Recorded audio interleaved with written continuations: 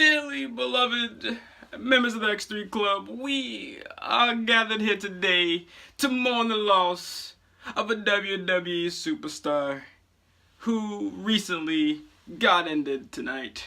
We are talking about Roman Reigns, the big dog. It was his yard until Braun Strowman had his way with him. So let us bow our heads in a moment of silence for Roman Reigns.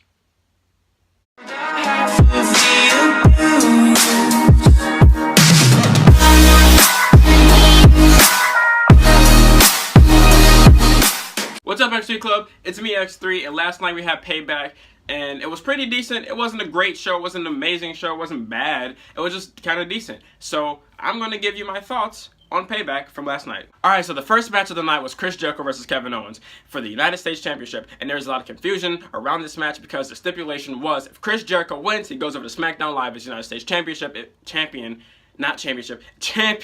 and if he lost, he stays on Monday Night Raw. It had nothing to do with Kevin Owens moving shows. It was just Chris Jericho. This is because the United States Championship is on SmackDown. Chris Jericho was a Raw superstar. The Monday Night Raw had the Intercontinental title already. So if he would have won that match, he would have been on Raw with the United States Champion, and SmackDown would have only had the fucking Tag Team Champions, the WWE Championship, and the Women's title. It doesn't make fucking sense on why Kevin Owens would move shows.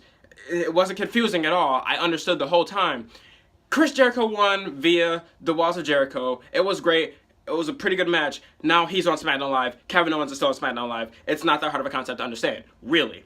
Guys, calm down. Kevin Owens is safe. Okay, so up next we had Neville versus Austin Aries for the Cruiserweight title. Now, I'm not that invested in the Cruiserweight division, really. It's really kind of confusing. There's only one title. There's not much going on unless it's on 205 Live and shit's happening over there, which I don't watch. The only episode of 205 Live I watched was when I went to SmackDown back in December. The only episode I've ever watched. It's not that interesting to me. I'm sorry, it just doesn't...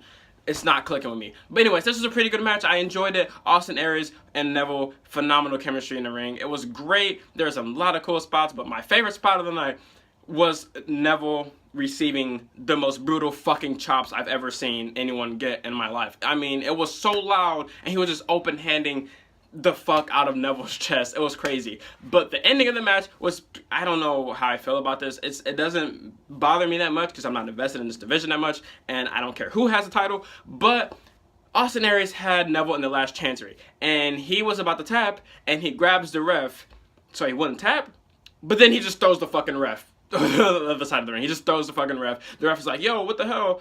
You disqualified. He disqualified Neville. Austin Aries was pissed. Neville's champion still, and Austin Aries got the win via disqualification. It was a weird finish, but it made sense. It just made sense. That's some shit Neville would do. So next we had the Hardys versus Cesaro and Sheamus for the tag titles. This match was fucking lit. Like, there was some shit that happened in this match. I was not expecting, alright? So, one, we have the broken gimmick coming. We see it, it's happening. He's deleting in the fucking crowd. He's wonderfuling, he's delightfuling, and it's happening, alright? You can't tell me otherwise that this shit is not happening. They are close to being broken, alright?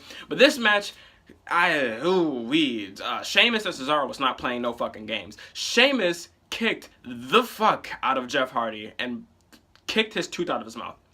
His tooth was deleted! Delete! Delete!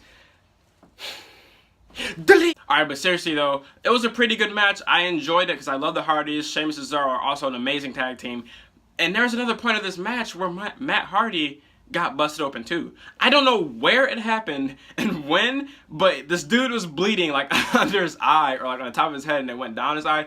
I don't know. He was bleeding. I don't know from what, but the dude was bleeding. So, the Hardys retained, and, you know, in the last few weeks in Raw, they've been doing the whole respect handshake thing. They did that again with Sheamus and Cesaro. This time, they shook hands, and Cesaro and Sheamus left the ring. And they're doing their whole celebration on the post, where Sheamus and Cesaro came back and beat the everlasting fuck out of the Hardys. So, it made sense because we didn't even know if Sheamus and Cesaro were heel or not in this feud. There were just two faces duking it out, but now we know Sheamus and Cesaro is the heel. So, congrats to them. Alright, so the next match was Bayley versus Alexa Bliss. I did not really care about this match that much. It was for the Raw Women's Championship. I did not care that much. I was not hyped for it. I was not invested. I watched it, but I just didn't really. It wasn't the match I was looking forward to the most. So here's a quick rundown of the match. Alexa Bliss is in enemy territory because they are in Bayley's hometown of San Jose. Bayley comes out to a massive pop. It was amazing. Everyone's like, oh yeah, we're Bayley. Everyone thought Bayley was going to win. Alexa Bliss won. She made history. She is now the first woman on the roster to hold both SmackDown Women's Championship and the Raw Women's Championship. Boom. There you go. Alexa Bliss is new champion. Bayley lost in front of her home crowd. That's all you need to know. So the next match was Randy Orton versus Bray Wyatt in the House of Horrors match, as you all know. It was fucking weird. It was just really weird. I was excited for this because I just wanted to know. I just wanted to know what the fuck I was gonna watch. All right, I was so confused on what to expect here. So without taking too much time to explain this match, I'm gonna go through it as much as I can, as quickly as I possibly can. Are you ready? Randy Orton pulls up to the House of Horrors in a limo. He gets out of the limo. It's weirdly lit. It's fucking purple and it's weird and it's dark. So he gets up to the door. He sees Bray Wyatt. He busts through the door. Bray Wyatt's not in there. Then he's looking around the fucking House of Horrors. There's weird vignettes. There's fucking flashing lights and shit. And then he turns around. Bray Wyatt's right there. He starts beating the fuck out of Randy Orton. Randy Orton kind of fights him off. He gets back on him. He beats him up some more. Randy Orton gets thrown to the wall. He gets thrown to another wall. He gets thrown to the fucking lamp. Now he's trying to bleed a little bit. No, Bray Wyatt leaves the room. Randy Orton tries to chase after Bray Wyatt. Bray Wyatt then is nowhere to be fucking found. Randy Orton is walking through a hallway. Bray Wyatt's arm come out of the fucking wall, slams him to the door, or not the door, the fucking wall. He then finds Bray Wyatt again. Bray Wyatt's beating him. They're beating each other up. They're throwing each other to the walls. It's really just a throw each other into the walls match. Bray Wyatt then disappears the fuck again. I don't know where he keeps going, but he just keeps leaving. Randy Orton then walks into a room that has baby dolls fucking suspended from the damn ceiling. I don't know why. It was in the House of Horrors match. Maybe Randy Orton is afraid of babies or something. He takes one down. He beats up Randy Orton again. Bray Wyatt comes out there. He beats him up again. He throws him to the wall. Then they somehow make their way to the fucking kitchen. I'm probably missing some stuff, but I don't know. They make their way to the kitchen. They're beating each other up in the kitchen. He throws him into the fucking. Randy Orton throws Bray Wyatt into the little shits, the counters. Bray Wyatt throws Randy into the counters. Then Bray Wyatt gets a fucking pan. He tries to swing at Randy Orton. Randy Orton misses it. Randy Orton then throws him to the sink area. Sink, he's over there. Now he's about to like fucking, I don't even know. It looked like he's about to spank Bray Wyatt with the pot because he was behind him. It was weird. Bray Wyatt then low-blowed him. He looks at a refrigerator, throws the refrigerator on top of Randy Orton. It was fucking weird. Bray Wyatt laughs and he leaves. He gets into the limo. He says, take me to the arena, man. And then he goes to the fucking arena. And that is it. Goddamn.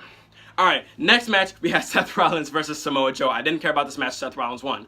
Boom. So after the Seth Rollins and Samoa Joe match, we see Bray Wyatt pulls up in the limo. He's at the arena. He walks out. He's walking backstage. He's walking slow. He's limping, and it's fucking weird. And he's like, am I hurt? So then they show Michael Cole Graves and fucking Booker T at commentary, explaining shit, and talking about the match and shit. And they're like, oh my god, Randy Orton is still in the fridge. We need to help him or something along those lines. Bray Wyatt's intro hits. He makes his entrance with a regular lamp. Then he has the lamp, but he's kind of not. He doesn't raise it up right here. He's raising it to his hip level because his arm, he got thrown into like mini walls in this match. He makes it in the ring. He blows the lamp out. And then when the lights come up, Randy Orton is behind him. He beats the fuck out of Bray Wyatt for like 2 or 3 minutes. I kind of missed a little part of this match because I got called. I'm upstairs to help my grandma. So I came back down. I saw him with a chair. He was beating the fuck out of Bray Wyatt. And then the Bollywood boys, or the singer boys, whatever the fuck you call it, came into the ring, beat up Randy Orton. Jinder Mahal comes up. He comes up with the title. He hits him in the back of the head, and then hits him in the shoulder. Really good. I mean, really fucking good. Randy sold the fuck out of it. Maybe it's because all the wall hitting he did with the shoulder. Jinder Mahal hits him with the fucking belt like multiple times. Bray Wyatt does Sister Abigail him, and then he wins. So Bray Wyatt needed Jinder Mahal to beat Randy Orton in his own fucking match at Payback. What the fuck? I'm glad he won, but that was weird to me. It was Jinder Mahal who is the reason why Bray Wyatt won his own fucking match. Alright, next we have the main event. We have Braun versus Roman Reigns. Sorry, but I had to speed this up too. It got a little bit too long. I don't remember too much about this match, like the regular match. So here's the gist of it. Roman Reigns came out, arm taped the fuck up, right? Just taped the fuck up after the beating he took from Braun Strowman a few weeks ago on Raw. Braun is manhandling Roman Reigns. Roman Reigns is fighting back. The crowd is booing because they don't want Roman Reigns and injured Roman Reigns to beat Braun Strowman, obviously. He hit like 5 fucking Superman punches. I thought it was the end. He hit a really, really beautiful fucking spear. Like, I don't hate Roman Reigns. I'm not a big fan of him, but that spear was fucking dirt. I thought that was the end of the match. It wasn't. Braun then power slams the fuck out of Roman Reigns. He beats him clean. He beats Roman Reigns clean. After all the fucking turnbuckle spots with Roman and Braun on the outside, and I really thought Braun was going to fucking lose. But he beat him. So after the match, Roman Reigns is laying there in the ring, defeated, fucking beaten to a fucking pulp. He comes in, I don't know, Braun is outside the ring. And then he pulls the I'm not finished with you yet gimmick, and then he grabs the stairs, throws him in the ring, right? Sets up the stairs, and then he picks up Roman Reigns. I thought he was going to just pile drive him on the stairs. It was like set up like vertically, so I thought he was going to just pile drive him on the stairs, but he just kind of threw him in the air and let him fall in it. I was like, damn son, he's not finished with you yet. And then he grabs the stairs, and you know how they usually kind of step into the hit and they don't hit him that much? No, he didn't do that. He dropped it straight on his fucking chest, thus making Roman Reigns bleed out of his fucking mouth. Roman Reigns is fucking destroyed during this.